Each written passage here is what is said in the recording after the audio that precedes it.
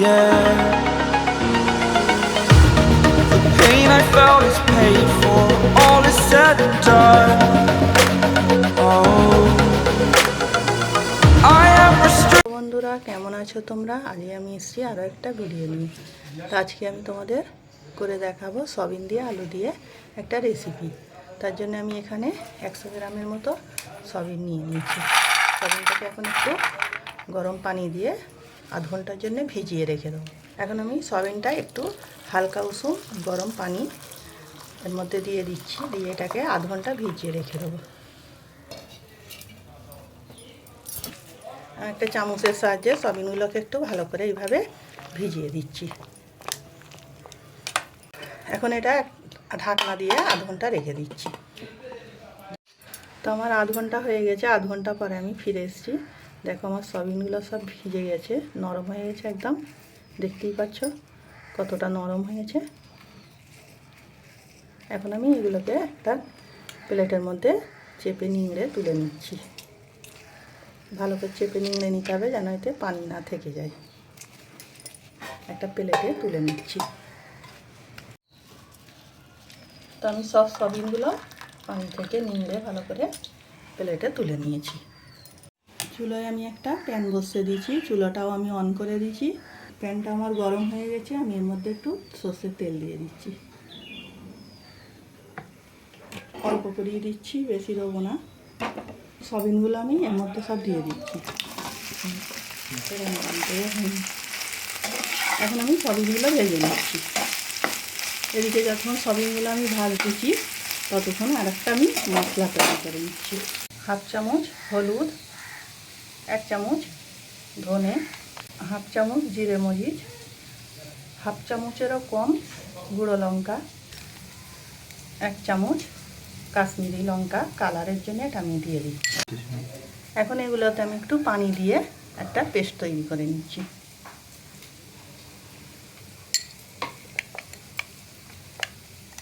এইভাবে মশলা তৈরি করে রান্না করলে বাটা মশলার ফ্লেভার দেয়। তো তোমরাও যখন রান্না করবে চেষ্টা করবে এইভাবেই মশলা একটু গুলে নিতে, তাহলে দেখবে রান্নার টেস্টটা অনেকটা বেড়ে যাবে। তাই এটাকে এখন আমি সাইডে রেখে দিচ্ছি। এখানে আমার সয়াবিনটা ভাজা হয়ে গেছে, আমি এখন একটা প্লেটে এটা তুলে নিচ্ছি।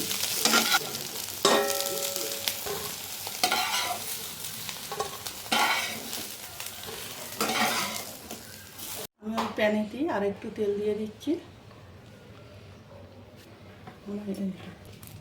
আমি 3-4টে ছোটো ছোটো আলু নিয়ে নিয়েছি, এইভাবে কেটে নিয়েছি। এখন আলুগুলোকে আমি একটু ভেজে নিচ্ছি। তাই একটু নুন দিয়ে দিচ্ছি।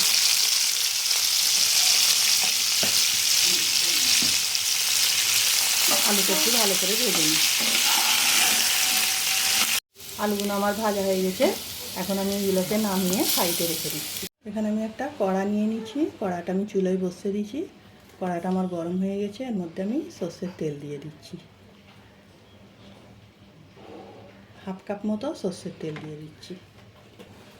এখানে আমি একটা বড় সাইজের তেজপাতা নিয়েছি, 2 খাদি করে নিয়েছি, এর মধ্যে দিয়ে দিচ্ছি। 3টে এলাচ নিয়েছি, লবঙ্গ নিয়েছি 3টে, আর 1 টুকরো দালচিনি নিয়েছি। এগুলোকে একটু এর সঙ্গে ভেজে নিচ্ছি। আমি 2টো ছোটো ছোটো পেঁয়াজকে একদম মিহিন করে কুচিয়ে নিয়েছি, এর মধ্যে দিয়ে দিচ্ছি। পেঁয়াজটা আমি তেলের সঙ্গে একটু ভেজে নিচ্ছি। এখানে আমার পেঁয়াজগুলো হালকা গোল্ডেন কালার করে ভাজা হয়ে গেছে। এর মধ্যে আমি দিয়ে দিচ্ছি একটা বড় সাইজের টমেটোকে আমি ছোটো ছোটো করে কুচিয়ে নিচ্ছি, দিয়ে দিচ্ছি। দিয়ে দিচ্ছি নুন। নুনটা টমেটোয় দিলে টমেটোটা তাড়াতাড়ি গলে যাবে। এখন এটাকে ভালো করে আমি ভেজে নিচ্ছি। টমেটোটা পেঁয়াজের সঙ্গে ভালো করে মেশানো হয়ে গেছে, টমেটোটা অনেকটা গলে গেছে। এর মধ্যে দিয়ে দিচ্ছি 1 চামচ আদা রসুন বাটা, দিয়ে দিচ্ছি আমি যে মশলাটা গুলে রেখেছিলাম সেই মশলাটার মধ্যে দিয়ে মশলার বাটিটা ধুয়ে একটু পানি দিয়ে দিচ্ছি। চুলার আঁচটা লো রেখে আমি এটাকে ভালো করে একটু মিশিয়ে নিচ্ছি। আমি এগুলো ভালো করে একসঙ্গে মিশিয়ে নিচ্ছি। ততক্ষণ মেশাবো যতক্ষণ না মশলার কাঁচা গন্ধটা, আদা রসুনের কাঁচা গন্ধটা। এখন আমার মশলাটা ভালো করে কষানো হয়ে গেছে, দেখতে পাচ্ছ মশলা থেকে তেল ছাড়তে শুরু করে দিয়েছে, তার মানে মশলা ভালো করে কষানো হয়ে গেছে। এখন এর মধ্যে আমি দিয়ে দেবো ভেজে রাখা সয়াবিন আর আলু। সয়াবিনগুলো দিয়ে দিলাম, আলুগুলোও আমি দিয়ে দিচ্ছি। এগুলো ভালো করে কষিয়ে নিচ্ছি। একটু পানি দিচ্ছি, এগুলোকে পানি দেওয়ার পর ভালো করে একটু কষিয়ে নিতে হবে।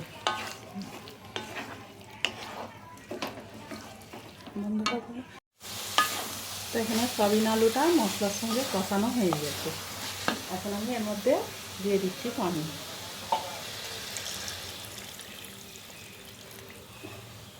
ভালো করে একটু নাড়াচাড়া করে নিচ্ছি। আমি এটাকে এখন প্রেসার কুকারে দিয়ে 3-4টে সিটি দিয়ে নেব। 3-4টে সিটি দিলেই আলু সয়াবিন সব গলে যাবে। তো আমি এখন এটাকে প্রেসার কুকারে ঢেলে নিচ্ছি। তো আমি এখানে সয়াবিন আলুটা প্রেসার কুকারে দিয়ে দিচ্ছি। এখন এর মধ্যে দিয়ে দিচ্ছি 2টো কাঁচা লঙ্কা, দিয়ে আমি এখন ঢাকনা দিয়ে এটাকে সিদ্ধ হতে দিচ্ছি। তো 6টা সিটি হয়ে গেছে, এখন আমি ঢাকনাটা খুলে নিচ্ছি।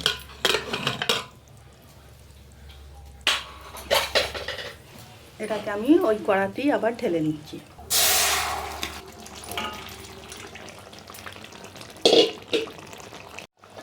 তো আমার আলুগুলো সব সিদ্ধ হয়ে গেছে, সয়াবিনগুলোও সিদ্ধ হয়ে গেছে।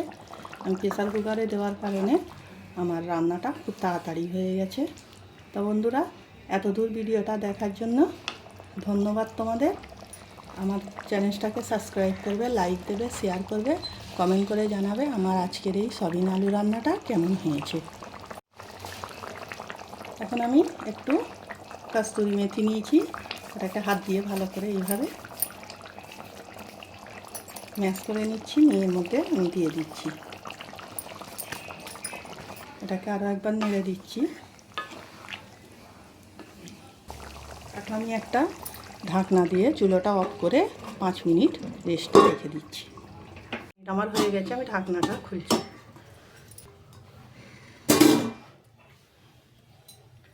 এখন আমি একটা বোলের মধ্যে এগুলোকে তুলে নিচ্ছি।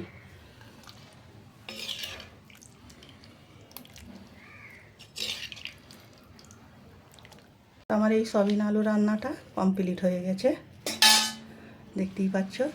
এটা রুটি, পরোটা, ভাতের সঙ্গে অবশ্যই দুর্দান্ত লাগবে। তবে আমার এটা ভাতের সঙ্গেই খুব ভালো লাগে। তো আজকের ভিডিও আমার এইটুকু। আগামী দিন আসবো আর একটা ভিডিও নিয়ে। ভালো থাকবে, সাবধানে থাকবে।